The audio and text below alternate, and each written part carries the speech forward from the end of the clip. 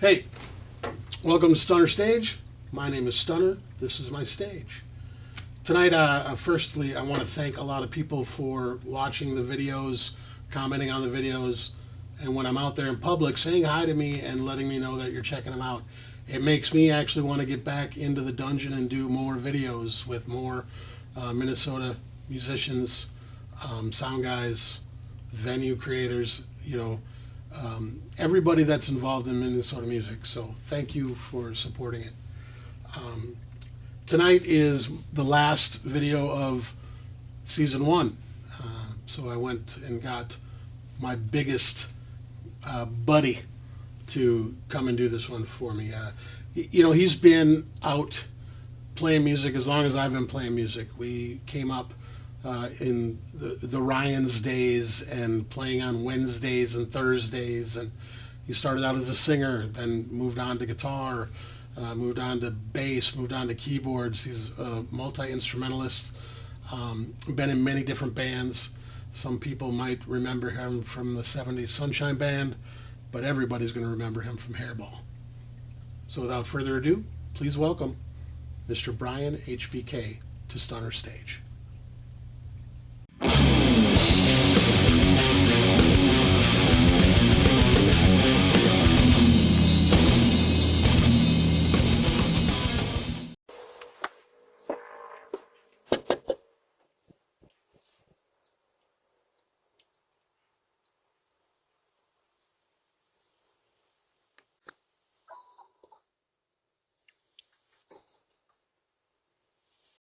Hey, thank you for checking out Stunner Stage this evening. I am sitting here with the incomparable Brian HBK of Hairball. Welcome, sir. Thank you. Very Happy nice to be have here. you. Good to be here. It's so awesome to have you. I mean, it took a long time for us to get the schedule straight. Yes. You're a busy man. Yes, I am. But I thank you for spending an hour with me. Absolutely. You and I have both been kind of in the music scene for a long time in the Twin Cities. Yes. What I always ask everybody, where did music start for you? How old were you and what made you go, I got to do that? Yeah. So there have been a couple kind of seminal moments, I think, in my musical life. So I grew up in a very musical household. My mom sang, played piano, played organ. Her mom played piano, played organ. And there was always music on in the house. My folks, big, Three Dog Night, Mamas and the Papas, the Beatles, the Beach Boys. There was always lots of music. Yeah. Always music on in the house. Yeah. And so it just kind of came like, you were just around it. So it was just kind of, you started to sing to things. Like it just, right? Yeah. And so, I would beg my mom to play the frog song. Play the frog song, Mom. Play the frog song, Okay. What frog song? And that was, Joy. Jeremiah The was world. a bullfrog? Jeremiah was a bullfrog. Jeremiah, okay, gotcha. Which years later, I got to actually do in, the 70s. 70s band, which was great, which was a total full circle, moment Right. of like begging my mom to play the Right. song all the time I was a kid. So that's, that at about age 5 or 6, my uncle gave my brother and I, an uncle that gave us a copy of Kiss Alive 2. Oh, wow. How old were you? Well, like I said, 5 or 6 years wow. old. Okay. He was much younger than my dad. He was like, he's like 12 years younger than my dad. So he was, like in high school. Yeah. When Yeah, we yeah. were little kids, right? Okay. And he gave us a copy of Kiss Alive 2, and it just Right. it opened up the gatefold, and the classic stage with the drum riser and the staircases, and it just, Yeah. and the tattoos, and and it blew my mind. Now, were you in grade school already at that point in time, or is this even prior to that, do you think? I'd have been just starting grade. So first grade, second grade? This would have been like kindergarten-ish, Okay. you All know. right. And I can only imagine, like listening to that now and listening to the lyrics. And I know, I mean, I threw a 1,000 air guitar concerts in my bedroom, doing, all of the songs off of Alive 2. Yeah. And knowing the lyrics now as an adult, like what my mother must have thought, like, yeah, you're not going to see anybody in the ladies' room, and there's no love gun. You go, like, oh my God, I can only imagine what you must have thought. Well, Like, when you're a kid too, I mean, I still remember, AC/DC Big Balls being the funniest song I'd ever heard. oh yeah, oh At absolutely. like 7 or 8, I was like, he's talking about balls. So yeah, and I fully get that. Yeah, I mean, those were just, just huge, like, wow. Yeah. And then when I was probably,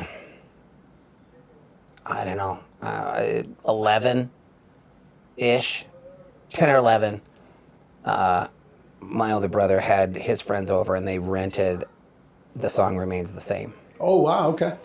And it was rated R. Yep.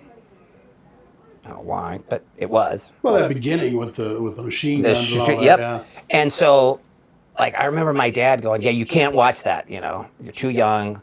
Rated R. I don't care." I'm like, "But nope." And so, he had his friends over, and like later when they came upstairs to eat, I snuck down. I watched it, Yeah.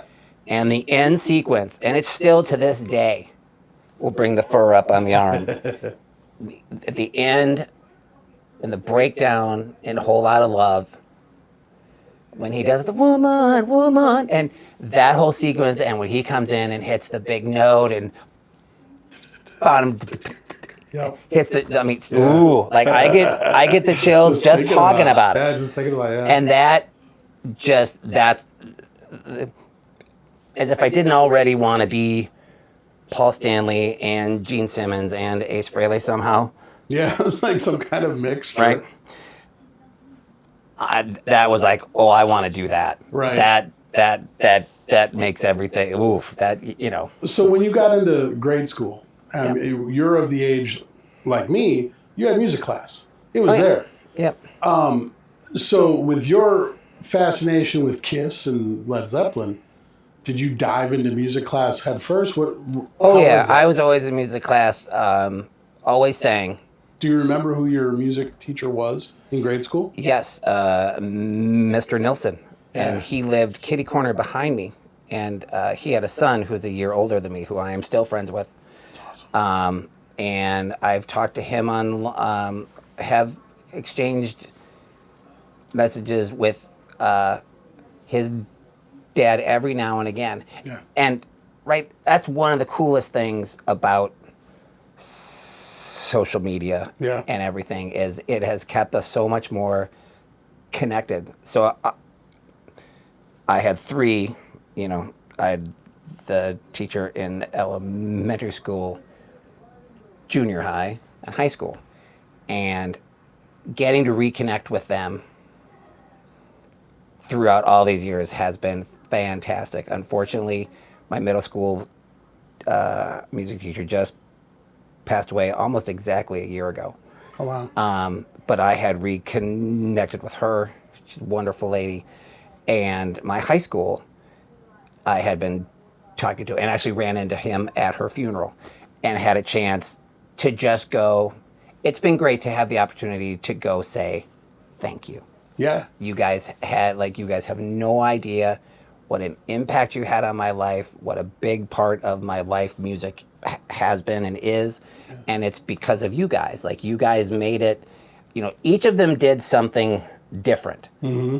Either made it fun, either taught me discipline, or both. But, I mean, they all had a huge impact on my life. And it's been great to have the opportunity to say thank you and be thankful, and to express how grateful I am to them that they helped give me this gift of music, and helped cultivate my interest and my love and maybe some amount of talent. I don't know. Well, I think too, it's like when you're a kid and you get this fascination for music. Like for me, much like you, music was in the house. Like on the weekends when we cleaned the house, the Beatles were getting played. Carly Simon was getting played. And then as I started getting around 9 or 10, Pat Benatar's getting played. You know, she's starting to go into that rock phase, and I'm getting all this. So I'm going to bed to Dark Side of the Moon at like 12 years old. You know, got the stereo in the bedroom and doing all that.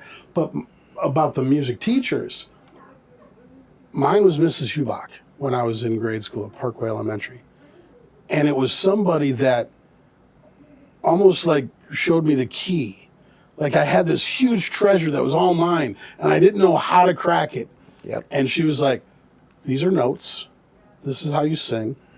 This is a whole note. This is a quarter note, teaching me music. Yep. And it just was so huge. And as I've talked to other people too that are really solidly into music still at our age, a lot of them still remember their elementary school teachers. Oh, absolutely. Because they were the ones that unlocked that love. Yep. You know. So that is so great.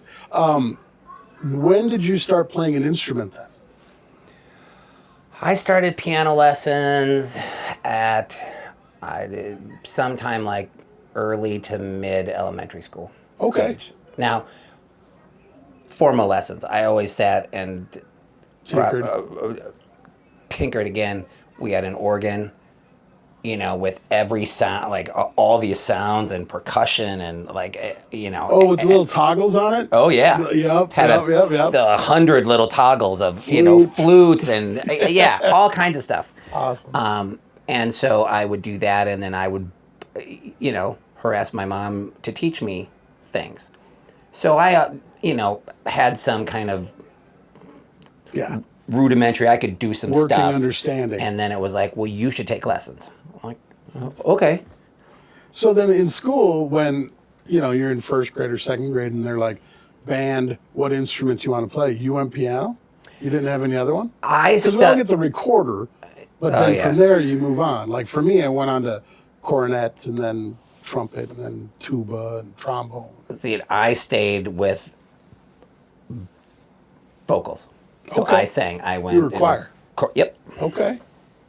That makes sense.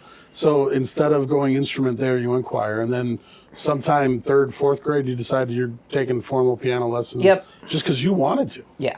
That's awesome.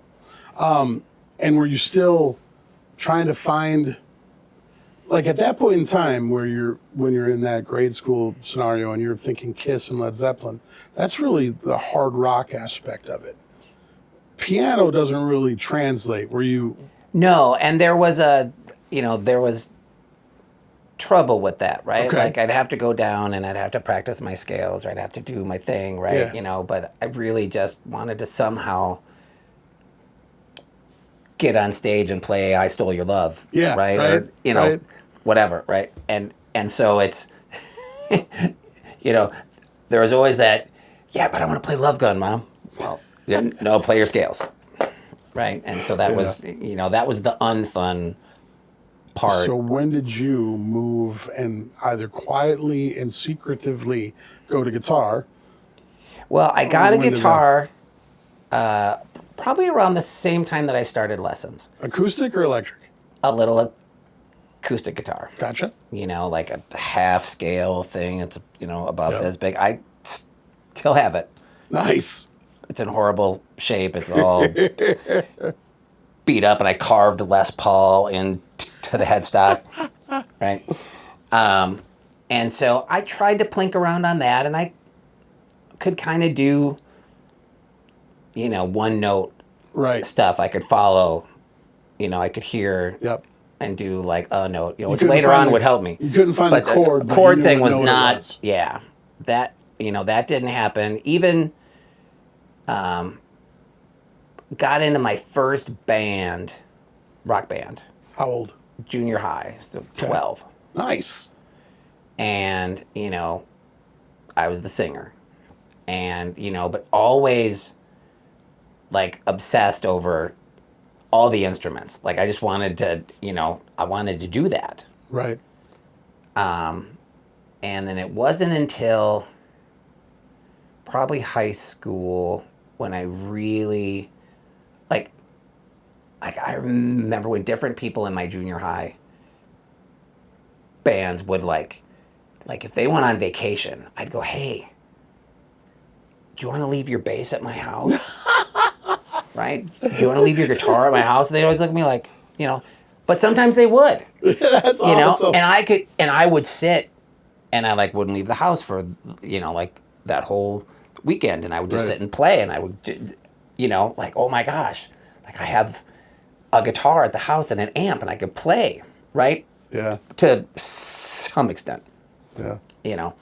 And that's how I just began to teach myself. I'd watch them and I'd ask them like, hey, how do you play that intro riff of, Right. blah, blah, blah. And they'd be like, it's like They're this. just And like- then I would go home on my little acoustic Right. thing and try to play, and by that age, I'm older and larger. And So like you're trying to this hit the tiny little little frets. half scale thing, like, oh my gosh. But, eventually I got into a band, my first actual bar band, Whoa. What's that one called? Renegade. Renegade. All right. And that I was 15. Wow. That was 1987. Wow. Yeah, all the other guys were in their 20s. Yep. And they needed a singer. And somehow I convinced them that they should hire me. And what were you singing at that time? Oh, we did. 87. We did every. We did some Kiss, Sammy Hagar. Just Hard rock stuff. yeah, yep. So, was this like Ryan's, the Mirage, 87? So 87 Mirage wasn't around yet. That Right. was still Nibs. Nibs. So we were in Eternal Productions Band. Oh, wow. Okay. So that means East St. Paul. East St. Paul. Pain Reliever. So Pain Reliever. Ryan's. Yeah, Ryan's. Spankies. Okay. Pain Reliever. Ryan's. Spankies. Pain Reliever. Ryan. Now, wasn't Spankies. Eternal Productions, was that Squiggy then? Squiggy. Yeah. Yep. Good man. Who I still am, friends with online. It's, again, humorous how this all, and we basically went, like, every once in a while, we would get a date at, like, Loose Ends Right. on 10, or, Overtime Lounge. something else.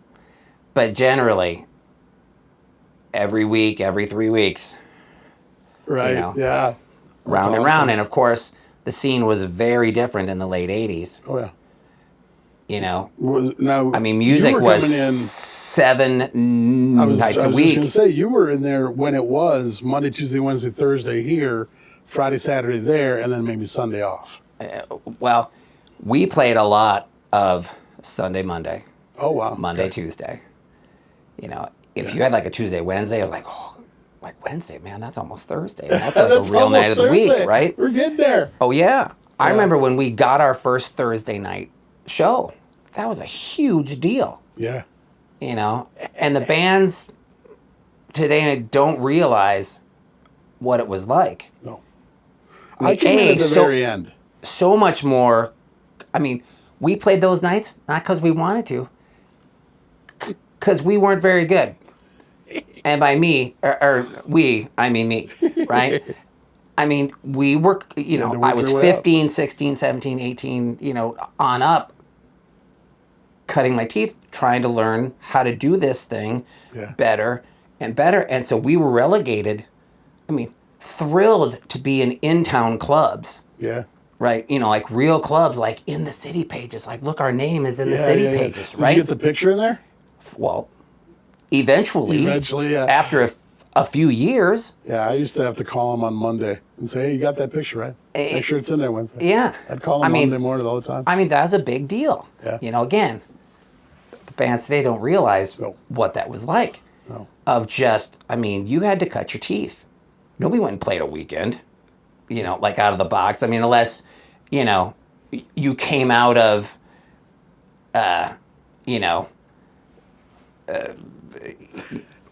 Well, I can tell you. obsession or out of, one of the other like bands, an established act, like, sure.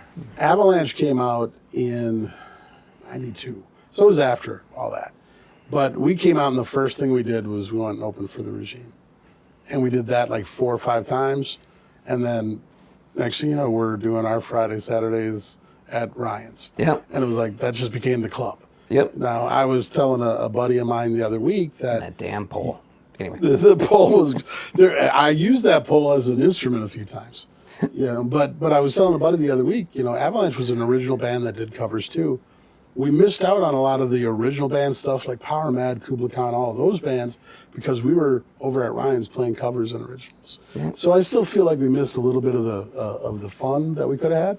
But that's what I saw growing up. I was like, look at these bands, hundreds of people, free beer, pretty girls. I want to play that bar. Yeah. So I fully get that. Let me jump back though. Sure. We know where music started. We know where the fascination came from. We know where you started singing and then playing piano and all that. What was your first concert? Prince. Prince. How old were you for that one? 12. 12. 1984, the Purple Rain. Wow. I thank my dad all the time. Yeah. So on the Purple Rain tour, he came here. He played 5 nights, I think it was, 6 shows. And on Christmas Eve, he played 2 shows. Oh, wow. He played a matinee and an evening show. We got to go to the matinee show. Now, was it at First Ave? Where was it? St. Paul Civic. Oh, really? Yep. Holy cow. I actually found a reproduction concert poster of that whole run. Yeah. I'm like, oh, God, I got to have that. But yeah, so it was Christmas Eve, 1984. We went to the matinee show. Our whole family went. My mom, my dad, me, and my brother. We all went. And, yeah, it was freaking awesome. And, wow. I mean, I won't say that it ruined me on concerts, but, like, when that's your first show, the bar is set pretty high. You got to. You're like man. Prince in his prime. I'm jealous of a lot of people on their first show. My first show was Motley Crue Theater of Pain at Civic Center. Oh. But, that was the first one I could go to. Yep. Took the 9 bus down 7th Street to the Civic Center all by myself. Walked in, Loudness was playing. Yeah. I'm walking through the catacombs and I can hear them doing Rock and Roll Crazy Nights. And I'm like, oh, I'm late. But still, it's like, I kind of wish I was one of the cool kids that said, oh, Iron Maiden, Judas Priest. Me, it's like Motley Crue, but it's in their prettiest days. Well, yeah. Wasn't even when they were trying to be hard asses. But, I saw him on the next go-around on... The Girls. Girls at the Met. Whitesnake opened up. It was the summer of 87. See, you can remember years like that. I can't. And, it's all a blur to me sometimes. That was one of the loudest shows I've ever been to in my whole life. Like, oh my gosh. That's so awesome. Loud. But, cool. I mean, right. we like that summer we listened to, oddly enough, to those 2 albums. The 87 Whitesnake album and the Girls record, like a ton. And it was just your Guns N' Roses came out too at the end of that year, I think. That came out, yep. Appetite was, that year that fall. That was an insane year for music. Yep. Everything kind of changed. It was like, this was going out, this was coming in. I tell everybody, everyone's like, well, what do you think that 4 years later, that was the death of glam, all of the all of the Seattle stuff. And I go, oh, no. Back it up. Appetite was the death of glam. It was the first nail in the coffin. Because think about it. Before that, like you said, everything was pretty, pink and pretty and hairspray and flying XYZ guitars, all this pointy everything, right? And, leopard spandex and pink zebra spandex and, all that stuff. And then all of a sudden, who is this band? Right. In denim and leather. Yeah. Playing Les Pauls and P basses. After the first video, and 335s. Video, Axl did have his hair. He had his hair. He did. It was the like only time. Poison. It was the only time. And then everything changed after that. But all the other guys. Playing, 335s and Les Pauls, and I was like, what is this? Right. This, they weren't raw. And I remember them being in the back of like Circus Magazine or Hit Parader, like the year earlier, like way in the rear of it, they always had like who was up and coming and who was looking to get signed. And I remember reading an article Yeah. about them, about this band, Guns N' Roses, and they were dirty and, it was like, whoa, that's not Look What the Cat Dragged In. Let's see if we can Right? do something different. Yeah, And absolutely. and then, man, when they hit, Yeah. holy crap, did they hit? So after Renegade, you're doing that Yep. stuff, and you're working with Eternal Productions. What was your next gig? What was the next thing you did to? What was after Renegade? I think a band called As Is. Okay. A-Z-I-Z. Okay, another cover band. Another cover band. Did you ever do any original music when you were in your early, 18, 20? In 94, when Lance King left Gemini, he Okay. put together an original band called The King's Machine. And him and Dave Barilla from Touched Yep. had this thing, and they were writing. And then they were doing auditions. They got a drummer by the name of Todd Silverstone, who had been Dave's drummer in Barilla after he left Okay. Touched. Yeah. He had his own band. Yep, I remember that. And Todd was the drummer of that band. And so then they needed a bass player. And so by that time, I had, so like in Renegade, I started playing rhythm guitar for a while, just learned enough to, Right. to play, Play and sing a little. under the solos Yep. and right. And then, in As Is, I played a little bit more. And then in the next band after that, which, I played more.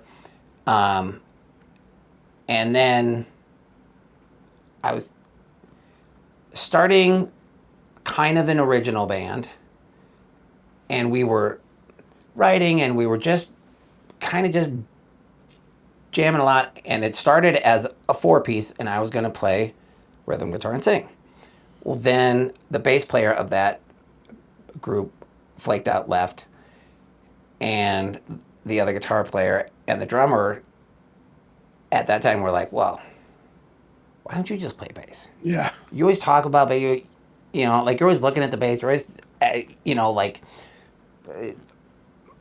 you're all interested in it. Yep. How about if you just try it? And I'm like, okay.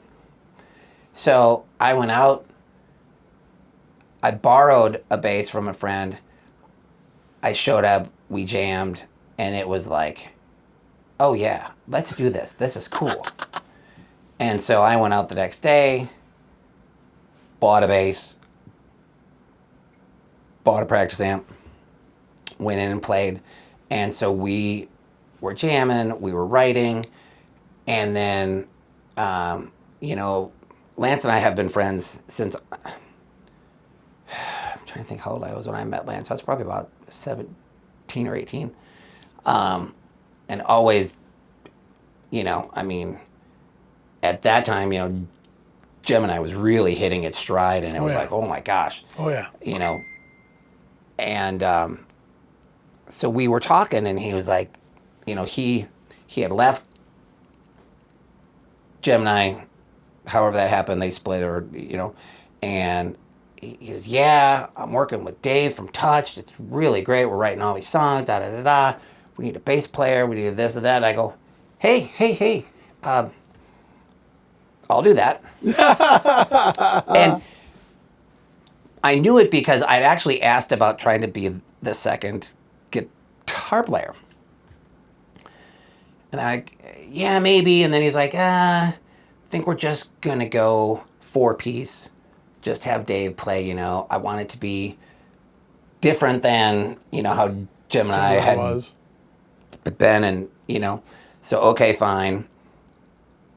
And so I'm like, okay, well, if I can't be the other guitar player, how about if I'm your bass player? And he hadn't known me as a, in that at all. Yeah. And he just kind of looked at me like, well, we're getting a lot of like there was a lot of interest in this, project of his. So I don't know, and I'm like, give me 3 songs, I'll come in and Yeah. I'll show you, And so they gave me 3 demos to play on, and I went home and I woodshed, and I wrote 3 bass lines, and I ended up with the gig. Nice. My first actual gig playing. Yeah. Yeah. And Now, our I remember first. King's Machine, though. I remember Chris Albright joined that. Were you out by then? Yeah, I was in the original lineup of it, and then after Dave left, so kind of all of us left, Okay. and then after that he had a feud. Yeah. Because Chris Albright Different was in a lineups. band with me. He played drums. He was in a band with me ages ago. I was like, we were this close, like 1 degree of separation there for a second. Yeah. Is what I was thinking. But okay, I gotcha. And it was, and our first show in the King's Machine was opening up for David Lee Roth at the Mirage. There you go. So my first gig playing bass was opening up for David Lee Roth. Wait a minute. Now this is with Sheehan in Roth, right? No, this would have been 90. So this was late '94. Oh, so this is Bissonette's brother. Because Greg Bissonette brought his brother in later. Yep, and then this was even after that. Yeah, this was the album after. Okay. Yeah, so this would have been Your Filthy Little Mouth. Okay. All right. And he kind of did then like what he has now, just all these great, what look like studio guys, Yeah. all in black shirts, black pants. So they all just kind of blend in, and then it's all Dave. Yep. I mean, they sounded fantastic. I mean, the band was absolutely Right. Well, you're not going to be a slouch. He's not going to hire slouches. So that was your first. What was the crowd like? You think 1,000 people? It was Mirage packs. sold out. Yeah. Yeah. I mean, that place was, you couldn't fit another human in there with, Yeah. It was, And how was your performance? How did you feel about it? good. I think we were all happy with, how we did it. I mean, it was an interesting first show, Right. all original, Oh, okay. Yeah. Yeah. but because it was packed. That's awesome. We actually wanted to play like a couple weeks earlier. Motley played there with Korabi. Oh, I was going to say the Primal Scream years. And Right? No. What was it? Concrete? What was the album that he did? It wasn't Primal Scream. that was the name of his previous band, was Primal Right. Scream. But what was the album that Korabi did? It was just called Motley Crue. Okay. And we tried to get on that show because it was Motley, Typo Negative, and then we wanted to be local support. Right. And they're like, we're not, like, they were so pissed off that they had to play the Mirage. Having last time played, the Met or the Civic, or, Right. that they did not want any regional support whatsoever. They're like, no. Yeah. Because I remember you go from flyering. 20,000 to 2,000. Yeah. Because I remember flyering the parking lot. Because that's what we used to have to do, kids. No. Yeah. Right. I remember flyering the parking lot at that show Right. for the David Lee Roth show. Oh, I love the Mirage. The Mirage was fun. Except when you're a local band playing on a Saturday night and there was only 100 people there. Oh, it felt like it was empty with 100 Yeah, it's crickets. people in there. I mean, geez. Crickets. It's Place so was big. ginormous. Yeah. You're like, but we did bring 100 people in. We paid for like that light to be running. Yeah. Yeah. That's awesome, man. So King's Machine in '94, and then I don't want to like jump all over the place, but I mean, I know of a few different things you were in, but I feel like if I jump to the next thing I know, I'm skipping like 15 years because I'm thinking them pesky kids. So after King's Machine, what were you doing? After King's Machine, I did the drummer and I did a 3-piece kind of blues rock trio thing with Cuff Parks, who used to own what is now Route Oh, 47. really? Yeah, him and his girlfriend at the time. I don't know. Yeah, they owned it. Wow. But And you were in a band with them. yep, and we had a Nice. 3-piece, and we played anywhere where there was electricity. Yeah. Was it originals or? Nope, it was just all very bluesy rock, like tons of Stevie Ray Vaughan, Nice. ZZ Top, Yeah. you know, just Playing bass and singing. yep, Gotcha. yep. And we played, you know, again, like we just from Pine City to like just any little play, anywhere and everywhere who would have us, we played. And what was this group called? The new BBC. The New BBC. How long did you do that? Couple years. A couple of years. So you've pretty much been playing. I mean, did you ever like take a real break? Because it seems like you just I've had a boom, couple boom, of boom, boom, boom. yeah, I've had a couple of breaks. When my son was born, and then got back into it, played, and that's why I was in touch for a bit, and which was great. And then when his mom got sick and passed away, then I took another break for a little bit, for a couple years, Yeah. and then got into it again, and you know, and so, but then after, yeah, I mean, I've had a couple of breaks here and there, Right. Right. for you know just small amounts of time, but somehow they always pull me back in, right? And, I and- think about that too. Is like, it's a testament to who you are, because if you play well, and you're a good person, and you create this, I don't know, this community, they're not going to want you to stop. yeah, They're going to be like, dude, what are you up to? You're too good to be sitting on your couch. I pulled Dave Johnson off of his couch 4 different times, and the last time he said, "Listen, fucker, this is the last time. When I'm done this next time, I'm done." I'm done. But I really do think that, because if you've made that connection with people, and you've really done it well and done it right, there's always room at the table for you. Yeah. And they want you there. Yeah, it's a hard thing. Life has been interesting, to say the least.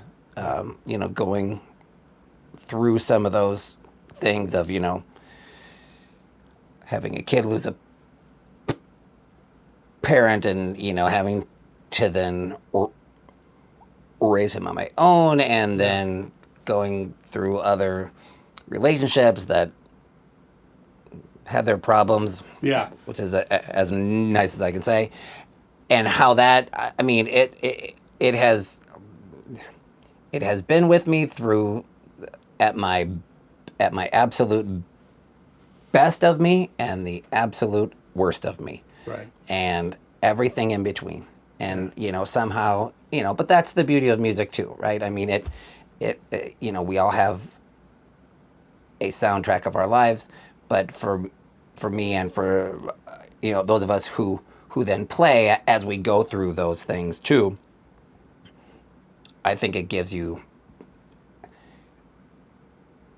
a different relationship with music, because you go out and you then express things, Yeah. and it's a heavy thing. Yeah, I mean, creating music and creating lyrics and creating poetry and creating any kind of art, it comes from your life, what's happened in your life, how you've reacted to the things that have happened in your life. I've always said, you can get through whatever the hell is put in front of you, because you got through whatever the hell was behind you. Yeah. No matter how bad today gets, probably if you think about it, you think there was a worse day in your past. Yeah. And you've made it through it. Yeah. Music helps. You can listen to music. So many times when you're a kid, you've got a different kind of music for every mood. And that's what you listen to and you veg out on and you just sink yourself into. Then you take it to that next level as a musician. Now it's like, okay, this is the mood I'm in. I'm going to paint with this color today. Yeah. I'm going to play the heaviest riff I've ever written. I'm going to play the prettiest riff I've ever written. You know, I'm going to write a poem that talks about destroying the world. I'm going to write a poem that talks about building something beautiful. Yeah. It's just, it's all relative Yep. to who you are and how you create. So, you know, good on you for stepping up and getting through what you had to get through and being a good parent. I had 12, or my daughter, when she reached 12, we ran into some issues and she became 100% right at my house. And it was different. You know, it was like culture shock. All of a sudden I'm got to go out and do gigs and I've got a 12-year-old that I got to take care of and I've got to figure all that stuff out. So I can relate, maybe not to everything, but I can feel you on some of that. Now, 70 Sunshine Band, I always regret that I didn't get out to see that because in later in life, as you can tell from the shirt, I'm all about the yacht rock. I have gone to see Yachtly Crew, I think 3 or 4 times. We're even talking about flying to go see them now. There's something about that music that is amazing. Yes. And Carlson, great bass player. Ace is awesome, good guy. Absolutely. I remember him from the Bad Animals. Yep. And so would have loved to see you and him together in a band. How long did that last? For me, I think 5 years, maybe 6. I have to look at my. I'd have to look at my math in there, but something around that. And what was the biggest show for that, or the most memorable gig from that? oh, man, we did a big show at First Ave. It was actually my second to the last show. Okay. That was cool. You know, main room. It was for the City Page's 40th anniversary. Ooh, one of their last ones? Yeah. One of their last anniversaries. Yes.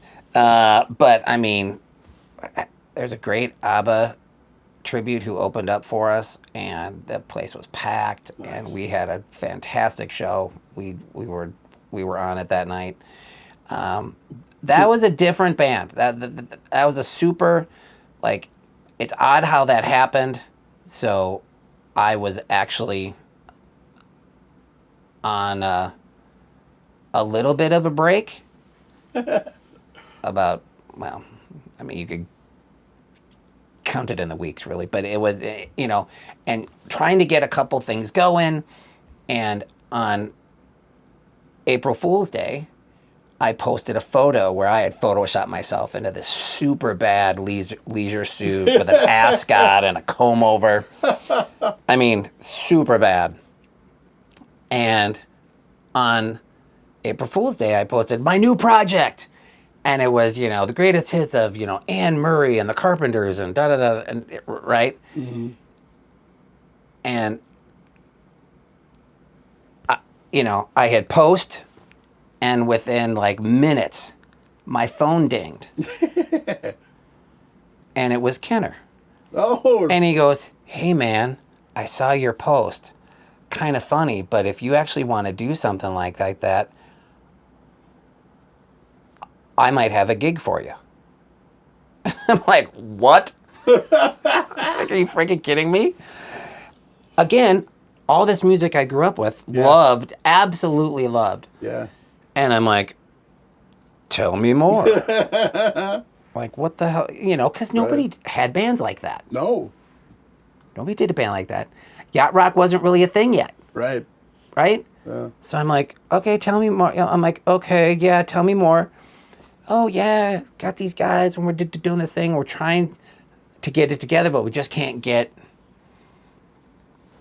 it happening. Yeah. Yep. And, you know, need a singer. And I'm like, okay. I'm like, I'll check it out. Here, I'll give you 5 songs, and maybe next week you can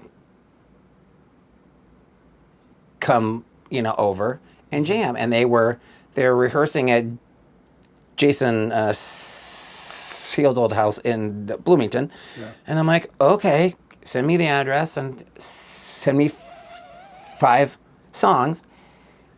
And so I learned these 5 songs, rhythm guitar and sing. I go in and I walk in and I knew the drummer. I knew Kevin, excuse me. Yeah. And Kenner, that was it.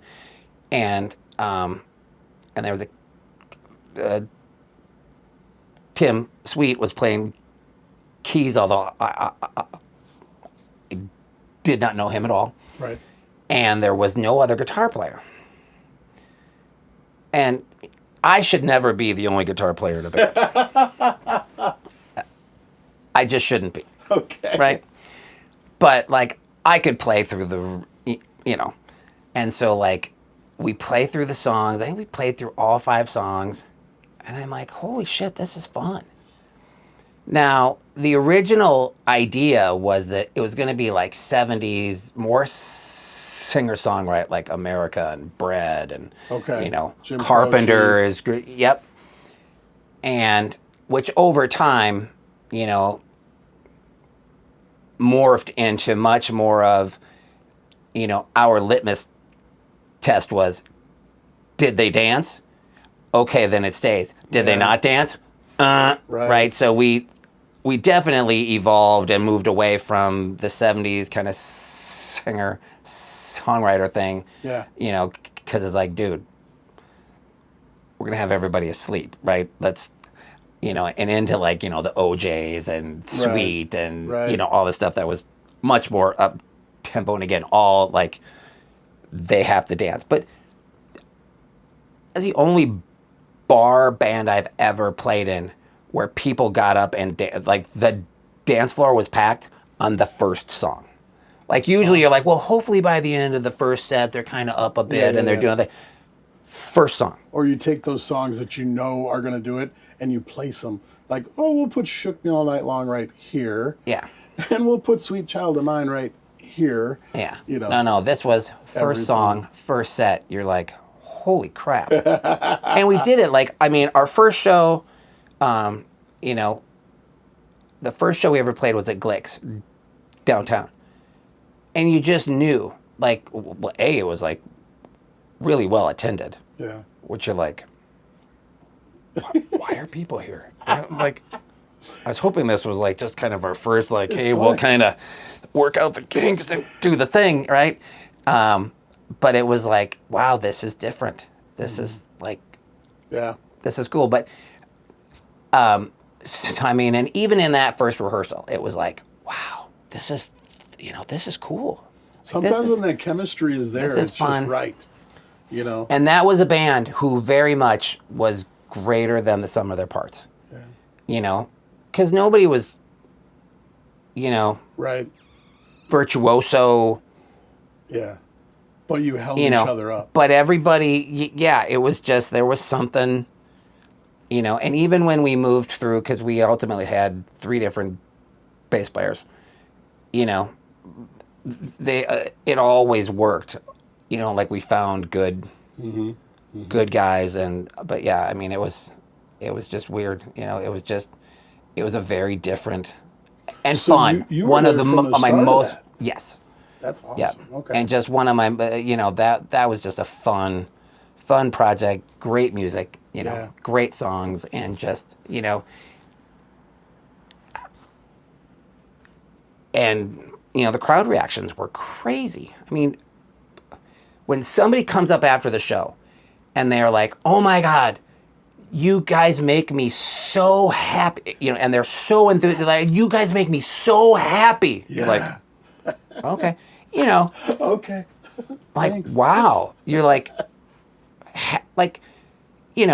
sure, all the years, people drunk and fuck yeah, like, okay, that's cool. But when somebody like genuine joy is like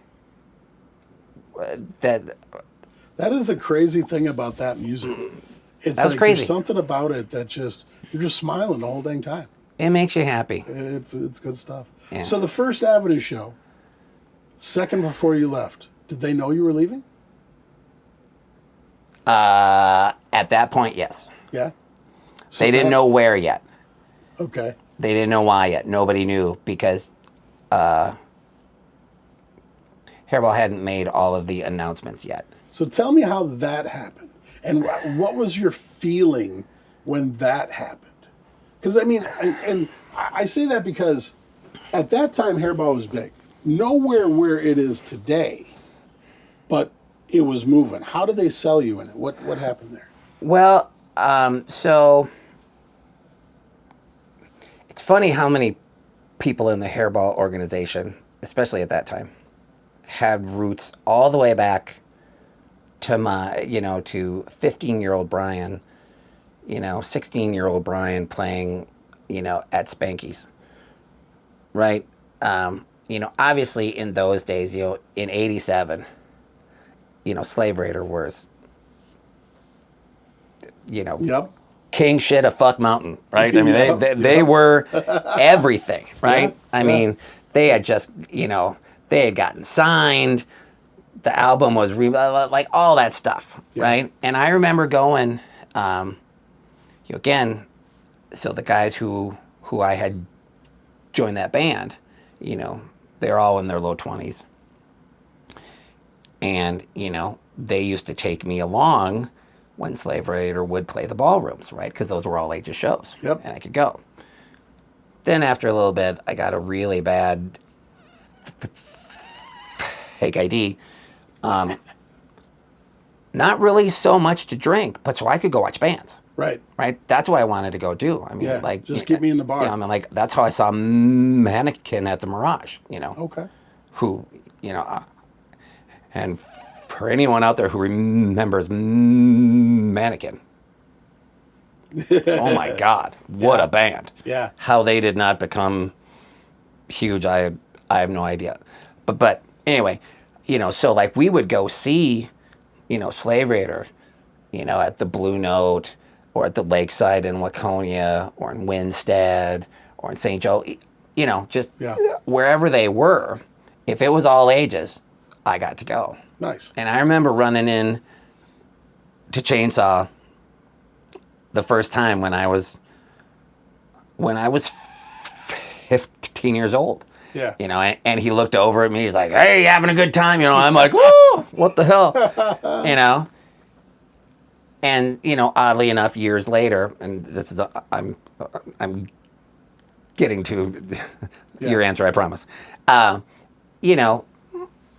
Years later, when he struck out, and when he started to book, I think he started at GMA, and then went out on his own. He had been my booking agent a couple of different times over the years, and well, hell, even after he left Slave Raider, after they broke up, my band at the time, like I remember we did a bunch of opening gigs for UKI, Oh wow. Yeah. Him and Happy. Yeah. And we did we opened the album release party for the Chainsaw Yeah. band. Yeah. The Devil's Driving My Car, and that whole thing. And so again, I mean, like I have known Chain for Yeah. most of my life at this point, right? Right.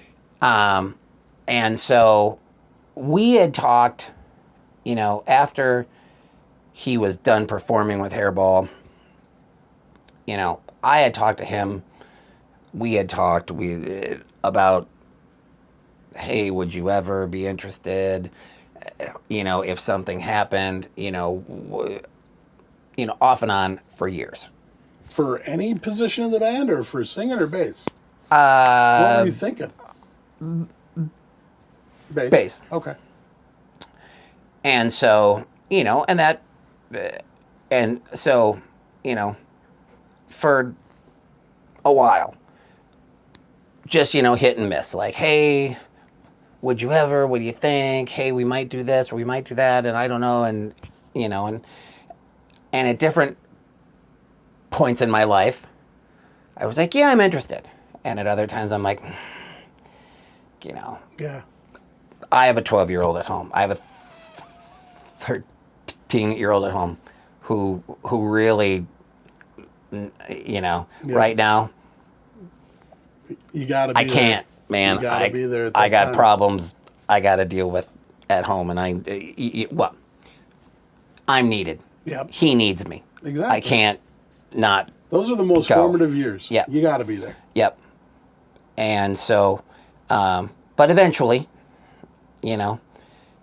things ultimately came together, and there are a couple of people, who I had confided in all along, like, yeah, no, who like went through this with me, where I was like, oh my God, I think it might happen. No, not gonna work this time. Yep, I think nope. Yep, nope. So, and then when it finally happened, I remember I had gone in and I jammed with those guys, and we went through, and then I went back and I jammed again because they gave me a list. Hey, learn these, whatever it was, 10 songs. Yeah. Like, okay. I went in, and when we first jammed, we didn't play any of those 10 songs. And I'm like, I'm dying inside going, well, I would shed it on this stuff, yeah. man. What about all the ones you told me to learn? I could play the hell out of those. And quite frankly, I played all those like shit. So they actually had me back again. And they're like, okay, yeah. So here, let's do these. And then I played, and then I remember Happy went out of town. I think it was a Friday or something. And then he was going, I think, to visit his folks or something. So he went out of town. And then by Sunday, because the date that they were going to do, Right. and announce, and the start date were coming up. And I'm like, so on that Sunday, I remember Shane called me up, and he's like, all right, and he's talking, and I'm like, nobody ever told me I got the gig. Yeah, am I in? Am I out? What's And going he's on? talking like I got the gig, and I'm like, okay, but hold on, Shane. So does that mean I got the gig? Well, yeah, what the hell? And I'm like, well, nobody ever said anything. So, That's awesome. and then it was all quick, because then I think it was that Monday they announced it, and then we left that Thursday. So 70s didn't know. I couldn't. I mean, I didn't tell them why. Right. I just said, I explained I have a career opportunity that I'm going to take. It's going to force me to leave the band, and that was tough. Yeah. Because, right, I was started there it from day from the one, beginning. and And you were doing well. helped in the shaping of it to be what it ultimately became. Mm-hmm. And yeah, I was doing. I mean, we had people standing in line at clubs. Yeah. The name was out there. Clubs were at capacity in the middle of winter, and people were standing in line for somebody to leave to go in. That wasn't happening a lot in 2018, 2019. No. Yeah. Right? And so for anybody not hairball, that wasn't happening a lot. That and so, yeah, it was hard because yes, that was, I helped. That was part of, I helped make that thing. Help put it together. Help. And, so it was absolutely hard to leave. That's my baby. But again, I remember when Wally, my guitar player in Avalanche, we're 22 years old, and Avalanche is doing pretty good. You know, we're a thrash metal band in St. Paul. We're doing all right. And I remember somebody saying, what if Overkill called you tomorrow? And he's like, I don't know. And I shut him up right then. I'm like, dude, you go. You go take that gig. You go. Yeah. You know, you do not give up something like that for I mean, I appreciate the loyalty, but at the end of the day, you take your chance. We all want that chance. Yeah. You know, and Hairball is they're a national band. International. You guys have crossed lines. Yeah. You know, and it all started just a little local band. So more power. Gosh, more I remember. pride. I remember them playing at Bogart's. I remember seeing the first poster when I was in Touched, and we were playing Bogart's, and I remember seeing posters for Hairball. Yeah. And Shane and Eddie all dressed up, and and you're like, what the hell is this that? about? Oh my gosh. Yeah, it's like kind of Weird Al, but funny and crude and da da da, and it's great, and like, I mean, I remember seeing them at Bogart's in clubs, Yeah. and then, just, I mean, God, watching it, morph then when Hat became back, and then when they got Bob, and then really when Chris joined, it seemed to It turn. really turned, yeah. And I From, remember. okay, it's not comedy. Nope. Now it's like this Vegas. Yeah, I remember Lochner You know. telling me, he goes, he made it very clear to me, and I understood it even better. He said, remember when we were kids and Sha Na Na came out, and they were just, it was 50s, but it was this show, and they were taking the 50s but doing it in the 80s, and it was the show, and it was Sha Na Na, and I was like, yeah. He goes, that's what Hairball is today. Yeah. It's Sha Na Na, but it's the 80s music today Now, and yeah. the show. And it's just it's huge. Now, when you joined, it was launching, really. I mean, it was already kind of there, but over the last, I mean, you've been there what now, 6 years? Yeah, it was Right before 6 COVID, in April. right? Yeah, Right before COVID that you joined. it was the year ahead of. Yep. But now it's like, I mean, it's not odd for you guys to put photos up of you playing in front of 10,000 people. 6, 7 years ago, that was like, whoa, 10,000 people? Now it's like, you're playing in front of thousands nightly. Yep. And you've got... Yeah, it isn't large every evening. But, yes, I mean, it happens. Yeah. And well, we make sure that the branding shows the large evenings. Why wouldn't you? If it's a little light, maybe we don't advertise that one too much. But the lights, the pyro, the spectacle of it, And before you, I don't recall the bass player grabbing a guitar and playing rhythm guitar when Gene was up there. Maybe that was just me, but... Well, no, that was so that was when lineup changes happened, and it was I was there the first time that we ever had both Paul and Gene on the stage at the same time. Yeah. Right. Yeah. And that was when Chris took over doing Paul, and Dave Moody came on board, and Dave did Gene. That then we were like, hey, we could have them both on the stage at the same time, right? Because previously, it was Bob, and Bob did both Paul and Gene. So Right. you couldn't have both of them in a show, Yeah. right? But now you can.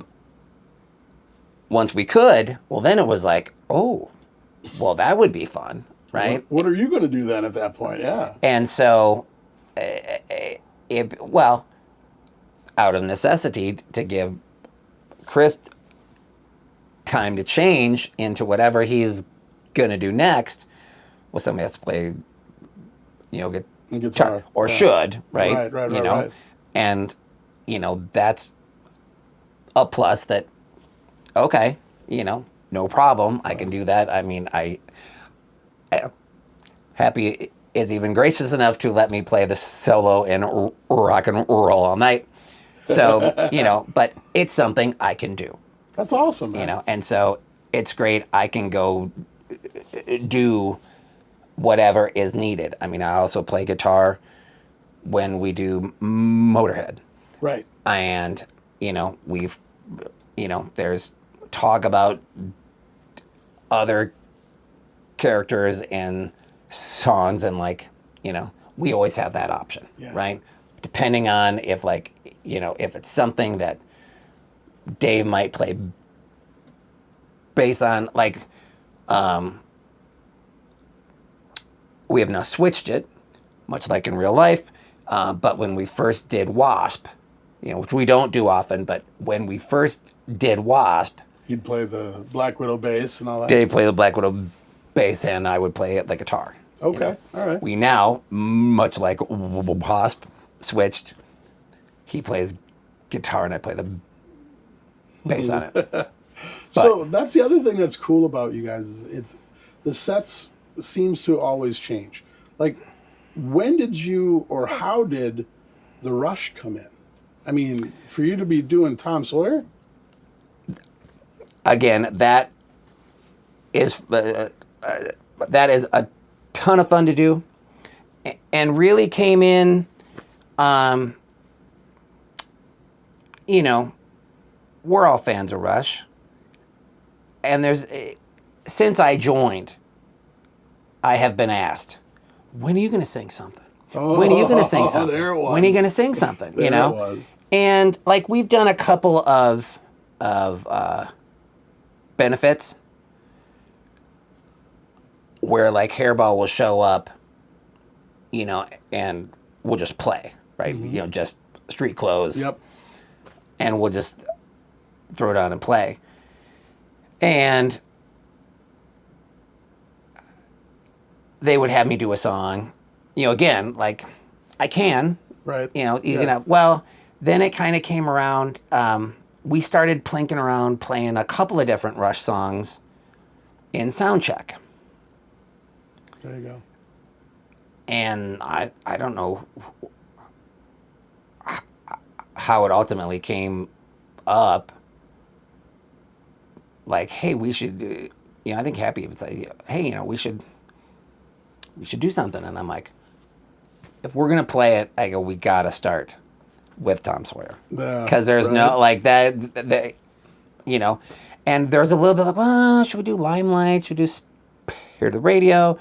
And I'm like, it's got to be Tom Sawyer. I'm like, that is, from South Park to I Love You Man to what, that has just you can't transcended pop culture. You can't get bigger than Tom Sawyer. And, and Billy was like, oh, I think I have a track for that, for the keys, which, I could play the keyboards, but we're just not set, functionally. Yeah, you're not going to bring in the foot pedal keyboards and all that stuff for one song. For one song, it was like, okay, all right, well, you hammer it out, okay, next week, and then we just began to play it in sound check. Yeah. Right? Usually we check and, we start with Chris and then Dave and then Patrick and then with Chris and then Dave. And then afterwards we'd be like, hey man, you want to play Rush? Yeah. All right, cool. Yeah, all right. And it just became a thing and we just played it enough and then it was, and the first time we played it was in, was it Bike Week this year in Daytona, which is a 6-night run, right? Yeah. Something we don't really do any other place. Sturgis is usually 3, but this is 6. And so we get super, that's when, Loverboy comes out. That's when Motorhead comes out. That's when Wasp, that's when we exhaust. So do you guys then catalog. On a night like that, when you're doing 6 in a row like that, and you start pulling things out of the closet, are you having afternoon acoustic jams to make sure you still remember arrangements, or you just go, We're going to play Loverboy tonight, even though we haven't played it in a year and a half. That's part of... Generally, you just need to walk in and you need to know your stuff. And you need to remember, right? And that's just part of being in Hairball. Like, Yeah. like you know. Right. Now, leading up, we will sound check some things usually, but there's always seems to be a few things, like every year, Daytona, Sturgis, where you're like, hey, this is on the list. And I go, oh, shit. I'm going to need 10 minutes. I'm going to need, yeah, like, and so, but yeah, and then, I think it was just, and then I think we ended up playing it 2 times that week. So I think, I know you did it once, and then there was a video out, and I messaged you the next day and I said, I see you hiking it up there to get that middle section, because that middle section, that is a bitch slung low. Yes. You have to get that up here a little bit. Yes, it is. Yeah, it's fun. Yes, it is. That's awesome, man. But it's awesome. I love it. It's a great opportunity for me to sing, and play, and it gets fantastic response. I'm shocked every night, but the response during the show, after the song and afterwards, as we go walk the front line, the comments are always That's awesome, man. extremely nice, and it's awesome. So It's tell fun. me this. We'll start wrapping up, but I want to know, like, with Hairball, you've done all these shows. I remember that you guys went to Alaska. You, I believe, Twice. went to Dominican Republic. No, No. you've been to Alaska, but where else outside the States have you been? We've started going to Canada after we got signed with Pinnacle. Now Canada is opening up, Okay, and Hairball went there years ago, probably like Winnipeg or Toronto. Just and kinda then like within- and within now reach. we've been a couple of times, and there's more in the future. That's awesome. And well, I mean, it's a whole untapped market Right. for us, Yeah. and there are some huge rooms up there, huge rooms. And so we did Cabo. Okay, that was the one I was thinking of. They did London, like in 2017 or 18. Wow. And now with Pinnacle, there's talk, because they book Extreme, Right. Hailstorm, Right. and a number It's that of whole next level. other national acts that there's talk about Europe and Asia, and we'll see how Right. Logistically, how that works. those happen or not. We'll see. Right, right. Who knows? You never know. Listen, if you'd have told me, hey, you guys are going to play in front of 67,000 people, I would have said, what? Where was that one? That was at U.S. Bank, not when you On, opened for Vikings, right? Vikings New Year's. halftime. Yeah. That On was crazy. New Year's Eve. I mean, That was crazy. and that was crazy. That's completely At crazy. home. Yeah, that's pretty cool. So tell me then, I always ask everybody too, like, give me one really good story from the road that is so memorable to you, you're never going to forget it. I mean, I certainly think the Vikings halftime is, just out of sheer craziness, right? I mean, I didn't know. I'm like, how are you going to put up a rock concert in 90 seconds? Yeah. Right?